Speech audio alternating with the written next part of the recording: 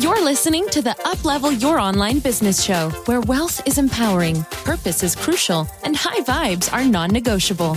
And now, here's your host, certified business coach and practical woo strategist, Sara J Loureiro.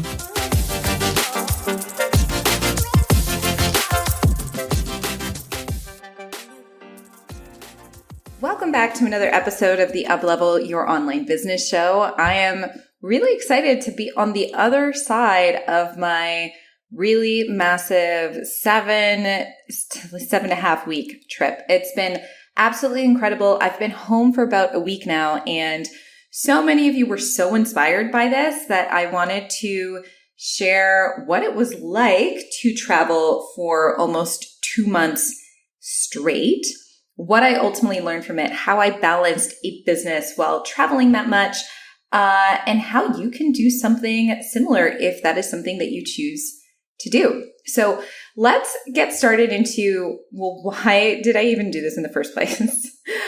And I don't know about you, but if you've ever been the type of person who really wanted to experience like a truly nomadic life, that was something that I desired for a really long time. I just wanted to not be at one location. I wanted to be very location independent, which is definitely what I have right now and what I have been living for the past almost 6 years now. But I also wanted to experience what life would truly be like if we weren't really to have one place that we were living, if we were just kind of going with the flow, seeing new countries, seeing new things, seeing our friends, and just living in different locations while we live our life and while we do our routines. Because it's one thing to travel for a week or even 2 weeks, right? Where you know that you're outside of routine. But if you're traveling for 2 months or like longer, I would say longer than a month, you are traveling and needing to find a routine with your travel. And especially if you're working, you need to find a rhythm with the work that you do. And I have a few clients who end up traveling once they hit a specific amount in their businesses, which gets really exciting for them. And I have a lot of people asking me questions in terms of like, well, how do you do your work? How do you organize your work? And so I think I've talked about this in another podcast episode, but essentially what you want to do is just make sure that you have a structured day for when you're taking calls. And so I'll just give you an example. I know for sure that I always have calls on Wednesdays and Thursdays. Those are the days that I take my group coaching calls, I take my mastermind, and I have 3 group coaching sections for my rapid expansion method program. And so I know that every week I'm going to be available and I need to have consistent Wi-Fi to be on those calls. Other than those calls, so other than those, I would say maybe 6 to 8 hours a week that I'd be on those calls every week, the rest of the time in my trip, I was kind of free to do whatever. And at the same time, I would check in and work maybe an hour to 2 hours a day outside of those times. Now, I guess let's back up and talk a little bit about where I went and all of the really amazing things that we did. So we started off our trip by doing a night layover in Miami. So we went from Nicaragua to Miami. We stayed at the Marriott, which was right beside the airport. It was really beautiful. And from there, then we took a direct flight to Lisbon, to Portugal. I am actually a citizen of Portugal, which is really cool. So I'm a Portuguese Canadian. And my parents live there a little bit more than half of the year currently because they're retired. I'm from a very small town there that's actually right off of the beach. It's like so dreamy. It's so nice to be there, especially in the summer. And so ever since, COVID kind of lessened out, last year we went there for a little bit over a month. This year we're like, you know what, let's just do the same thing. So we went there, we stayed at my parents' house, which was also my childhood home. And we rented a car for that exact same amount of time. And literally I would go to the beach almost every single day. It was amazing. I would go for a walk on the beach because we're just a very short drive from the ocean there. Spent a lot of time with my family. I even got a gym membership while I was there, which is another thing that I highly recommend if you're doing this type of trip, is just get yourself into a very similar routine that you know that is going to be really, really good for your mental health. We also did Paris. So I had never been to Paris before. It blew my mind. It was honestly such a phenomenal city. I did not know just how much I was going to like it. I remember last year we went to Venice and Milan in Italy, and that was my choice. So this year I decided to let my husband choose what other area of Europe we were going to go to while we were in Portugal. And he said, well, let's just go to Paris. So I was like, I really wanted to go to Greece, you guys. I am like totally all in for doing like a Greek cruise or something like that to Santorini. But because I was like, I let him choose, I was like, okay, let's do Paris. Paris was amazing. We ended up staying there. So what I did with Paris is I booked our trip to go from a Friday to, I believe, a Tuesday. And so I knew automatically that those were all of the days that I wasn't going to have to do group coaching calls. So I knew that I wasn't going to be tied down to a schedule where I needed to have very consistent Wi-Fi to do calls. So instead, I just checked in with my clients in the mornings and then checked in with my clients in the evenings. And the rest of the day, I was kind of like free to roam. I also pre-scheduled my content. So the vast majority of my content that I made or that I posted while I was gone, which was most of July and all of August, I actually made it all in advance. I had a social media manager who was helping me with creating the reels, creating thumbnails, and just making sure that everything got out and scheduled. And so I didn't really have to worry about those aspects of the business. I had already pre-recorded all of my modules for all of my clients. I had someone else who was also handling sales for me. So, I mean, this is the vibe that I ultimately want all of my clients to have. This is, if I wasn't a mom, I think, and if I was just kind of free to roam, I'd probably do the nomadic lifestyle for a lot longer term. I definitely feel like 7 weeks was amazing. And it may have actually been 8 weeks, you guys. I don't even know. But it was amazing. I was also super happy to get back to a routine afterwards. But so we ended up doing Miami, then Portugal, then Paris. Then we went to Toronto for a week to see my family and my friends there. Then we went to Vancouver, British Columbia in Canada. And we were there for about a week and a half. We were at my amazing friend's wedding. And I was also showing my hubby Vancouver, trying to see if he wanted to live there because I just absolutely love it there. We saw a few friends there. We went to Squamish, if anyone is familiar with Vancouver. We did the Capilano Suspension Bridge. We rode our bikes through Stanley Park. It was just, that was my favorite part, I would say, of the entire trip. Vancouver and Paris. It was just, they were both just so, so amazing. And I think that it's so important to go on trips and just really allow yourself to broaden your mind and broaden your perspectives on what you can achieve and like the bigger visions that you have for your life. And usually the best way to do that is to get yourself into inspiring spaces, which was a little bit of the point of this trip, was really just to be like, okay, well, how long can we realistically travel for? And is this an identity that we want to keep? Do we want to keep a nomadic identity? Do we want to just continue to travel for, months on end? And so what we ultimately discovered from doing this is that, for me personally, I don't think I'd want to travel for months on end anymore. I think that ship has sailed for me in my current stage of life. We now have a 4-year-old, so he's going to need consistent schooling, and to travel more than like a summer holiday just wouldn't really be fair to him unless we were to homeschool him, which would be an entirely different story. And I also realized that I actually really do enjoy my routine. So I'm trying to find my sweet spot of like how long I would realistically be away from home. Now, having Portugal as a home base for 4 weeks was actually really, really helpful. And that was the least stressful, I would say, out of the entire time that we were traveling, just because of the fact that I had my parents there. So my parents were kind of like nannies for our son, and I could really focus on the business. We had a routine. We were going to the gym, and everything just kind of like flowed, and I really just felt like I was at home and not necessarily like I was trying to tour and trying to like see all of these different places at once. And I would definitely say that if you are working, even if you're working part-time and you're traveling at the same time, there's definitely this pressure, this internal pressure that you will feel of, oh my goodness, I'm in Barcelona. I'm only in Barcelona for like a week, let's say, for example. I have to see everything and I have to go to all these different places and I have to do all of these experiences. But then you also commit yourself to working on your business. Then you kind of just have to prioritize and you have to truly choose what you want to do in that specific moment.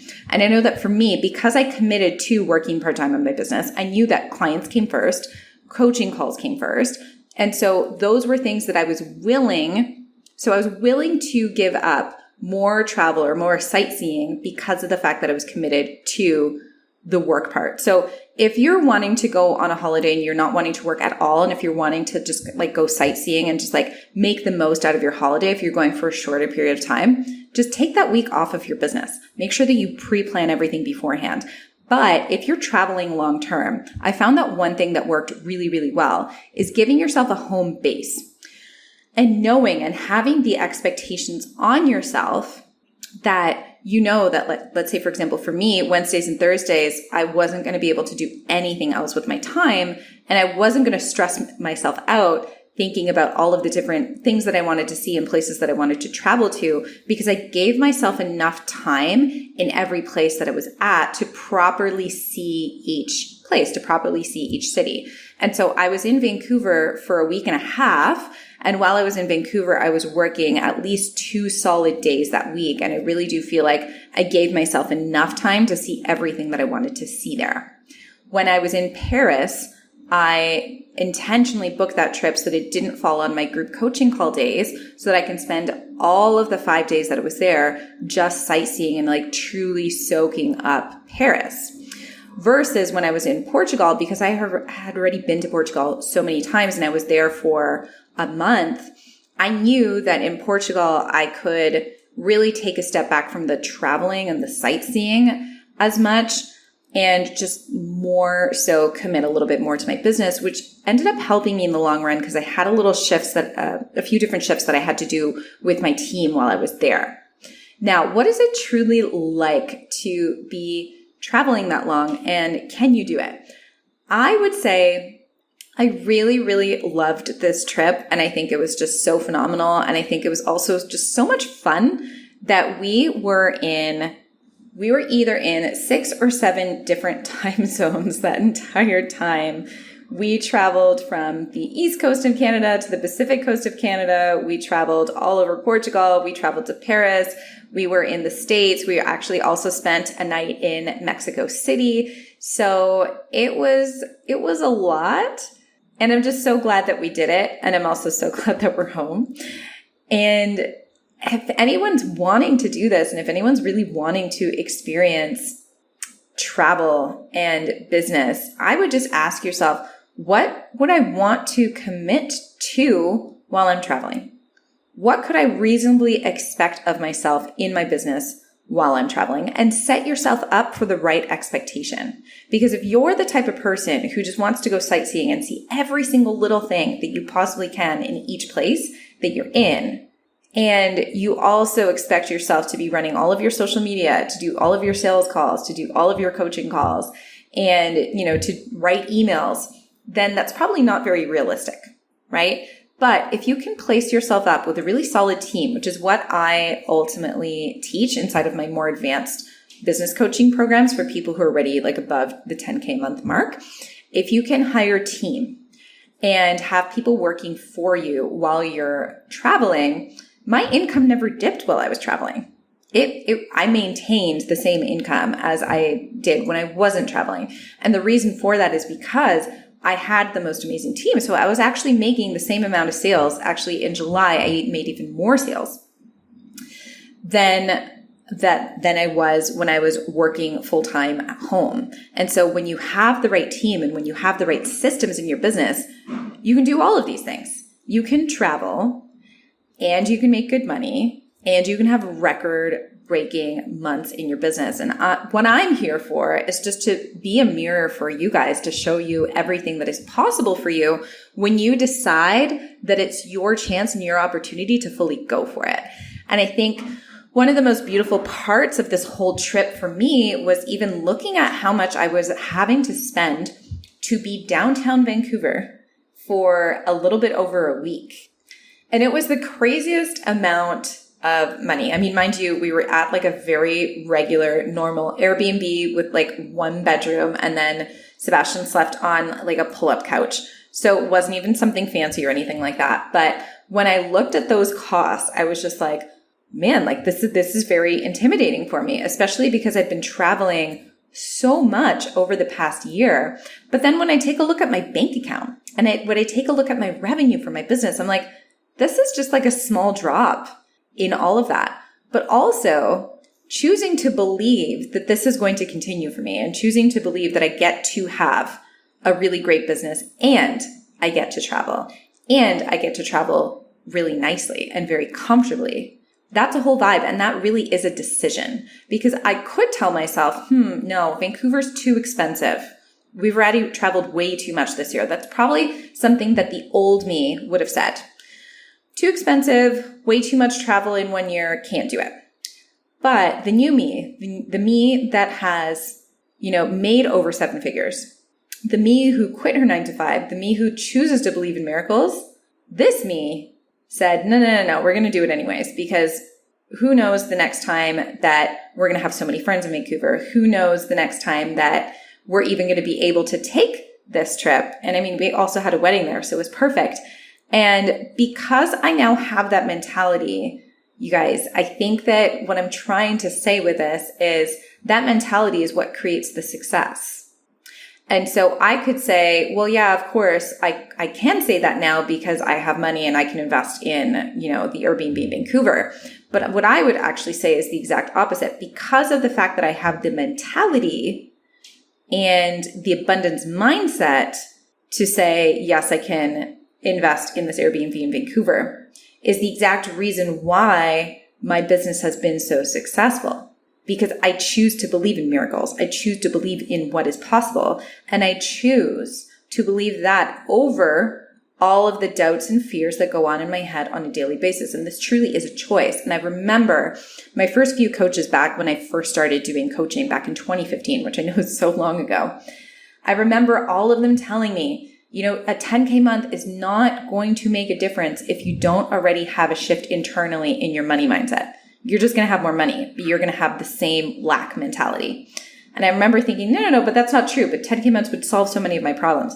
And then I hit them. And then I hit 20K months. And then I hit more and more and more. And now it's like, okay, I totally get it. Now that I've made $80,000 months this year, I get it. I get that this is really just the difference between an abundance mindset and a lack mindset. And it truly is a choice, because I had the choice. And I remember the anxiety over, should I book these flights? Should I not book these flights? Should I book this hotel? Should I not book this hotel? Should I really be downtown Vancouver? Why don't I just save a little bit of money and stay in North Van? I had all of these thoughts, but I chose to not give in to them. And I chose to not give in to them the exact same way that I've chosen to not give in to the thoughts that told me, don't hire the business coach. Chose not to give in to them the same way that I didn't give in to the thoughts that were like, don't scale your ads. This is a choice. And now I understand that the choice and the shift didn't just happen now. It happened years ago, and it's been a consistent evolution and a consistent decision that I've had to make. And let me tell you, it wasn't that easy to be like, yeah, I'm going to stay in downtown Vancouver. The old mindset was still really creeping in there. But to be at this place now where I'm kind of seeing all of this in hindsight and being like, oh my God, I did it. I remember last year when I was in Milan, I went into a Gucci store and I bought my very first designer bag. And I should probably do an entire podcast episode about that. But I was so afraid of buying a designer bag because I was just like, what if I need that money at another point in time? What if I need it? What if, no, it's too expensive. It's too much self-indulgence. I can't do it. I can't possibly do it. And every single bone in my body was just like, don't do it when I went into the store. But then I was like, you know what? What does my abundance mindset say? It just says, buy the damn purse. Enjoy it. I bought the purse. Nothing happened to me, you guys. I survived. I can still pay all of my bills. In fact, not only did I survive, I ended up almost doubling my income from when I bought that purse. So this is all just to say that if you want to do it, and if you want to create the travel, and if you want to create the business that allows you to travel that way, find a way to do it. I'm not just saying just like go out there and just spend the money and book all the flights. What I am saying is develop a system in your business or develop a system in your life where you know that that can be a reality for you without you getting yourself into a ton of risks in terms of your financials. Get yourself a system where you can do that, where you can travel and maintain your business income. And then that's the real flex of life. And to answer the question of what was it like traveling 7 weeks straight, honestly, it just gave me the most perspective from life in terms of what I wanted to get out of life, the people who I wanted to surround myself with, where I ultimately want to live, how I want to live, what's important to me day to day, moment to moment. And the memories that we created from this trip are just absolutely incredible. And it's something that I'm going to remember forever in a very different way than if I was just to say, I just can't do it because it's just too much.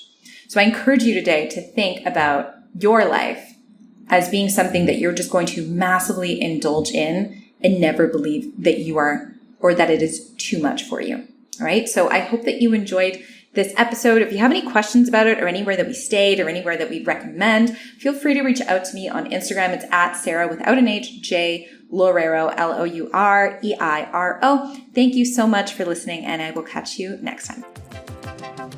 Thanks for listening to the Uplevel Your Online Business Show. If you enjoy our show and would like the show notes and free goodies about how to grow your online coaching business, head over to sarajloureiro.com for more information. We hope you'll tune in next time.